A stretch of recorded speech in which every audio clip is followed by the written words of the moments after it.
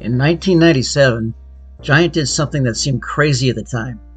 They completely reimagined what a road bike frame should look like. The TCR's compact frame design wasn't just different, it sparked a revolution that would change cycling forever. So stay tuned while we dive into how this radical departure from tradition transformed the industry.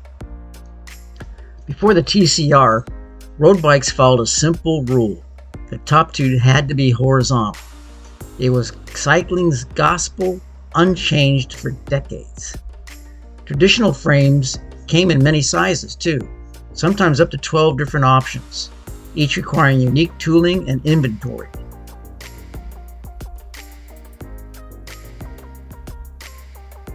It was Mike Burrows, a bike designing visionary, who created the TCR.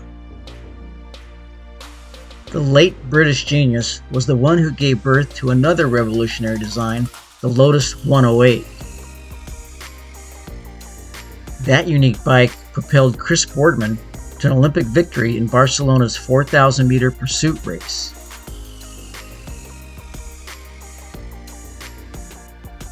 Burrows went on to apply his unconventional thinking to reimagine what a racing bicycle could be. His Giant TCR, which stands for Total Compact Road, had three main changes.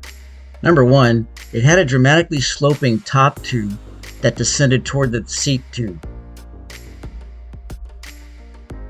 Number two, it had smaller triangles in the main frame. And three, just 3 frame sizes could fit the same range of riders as 12 traditional sizes.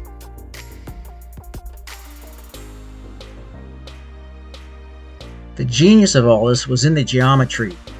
By using a sloping top tube and longer seat posts, Giant created what they called their compact road design. This resulted in shorter seat tubes and top tubes, smaller rear triangles, more exposed seat posts for better flex and comfort, and a lighter overall frame weight due to less material. So what did all this result in? Well, in our next section here, we'll get in the impact this had on overall performance. The compact frame design didn't just look different, it really changed the bike performance in several key ways.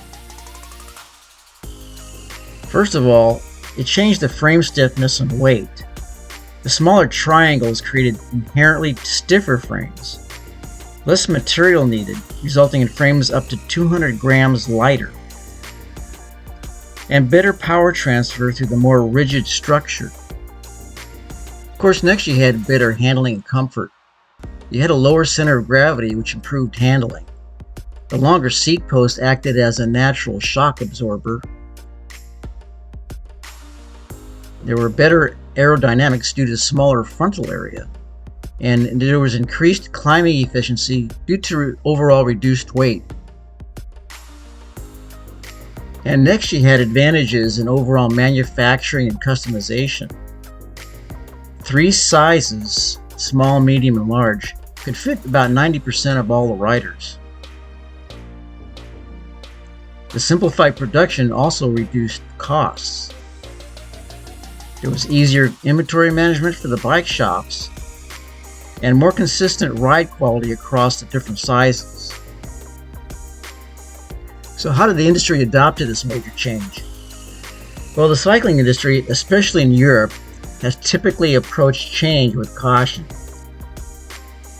And sometimes this hesitation is for good reason. The industry wants to make sure that all these changes are going to help cycling. However, the TCR's credibility in cycling circles soared when Giant secured the prestigious Once cycling team to adopt their revolutionary design, using the TCR on the pro circuit in 1998. Because of this and their success, other manufacturers began experimenting with the sloping top tubes as well. And by early 2000s, compact frames were becoming mainstream. Nearly every major manufacturer now offers compact geometry in their lineup. What was once revolutionary has become the standard approach to frame design. Each brand has developed their own interpretation of the sloping top tube concept. Some are dramatic, others more subtle, but all represent variations on the theme that Burrows and Giant pioneered with the TCR. The compact frame concept hasn't remained confined to road cycling either. The principles have crossed over to influence mountain bike design, and more recently, they've shaped the explosive growth of the gravel bike category. And perhaps more telling is that even frames marketed for the traditional aesthetics now secretly incorporate compact design principles. The visual language might reference cycling's heritage, but the engineering speaks to the TCR's lasting impact. What about today's innovations, and how's the TCR's legacy continue? First of all, modern aero bikes represent perhaps the most visual striking evolution of the compact design principles. Engineers discovered that the compact geometry created an ideal platform for optimizing aerodynamics. The smaller rear triangle and buried tube shapes reduce drag while maintaining the stiffness to weight benefits that made the TCR revolutionary. What began as aluminum innovation now thrives in precision carbon layups. Manufacturers can fine-tune every section of the frame, making tubes stiffer where power transfer matters most and more compliant where comfort is the priority. The compact frame concept has proven particularly valuable for women-specific designs. The inherent scalability of compact geometry means manufacturers can create truly proportional bikes for riders of all sizes without compromising performance or handling. The sloping top tube provides standover clearance while maintaining an optimal riding position. Perhaps most interestingly, the TCR's principles have evolved into entirely new categories. This includes the gravel bike category and especially the endurance bike segment. With its slightly relaxed geometry, longer wheelbase, and comfort-oriented features, this builds upon the compact foundation while adopting it for riders seeking performance without extreme racing positions. From aero race machines to all-day comfort bikes, from lightweight climbing specialists to women-specific designs, the DNA of the compact revolution lives on in virtually every corner of the cycling market today. What started as a radical departure has become the foundation upon which today's innovations continue to build. Proof that sometimes breaking with tradition doesn't just change the present, but shape the future as well.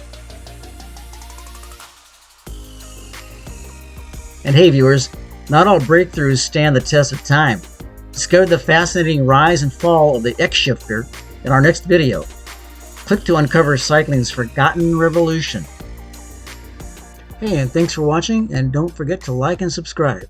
See you on the next one.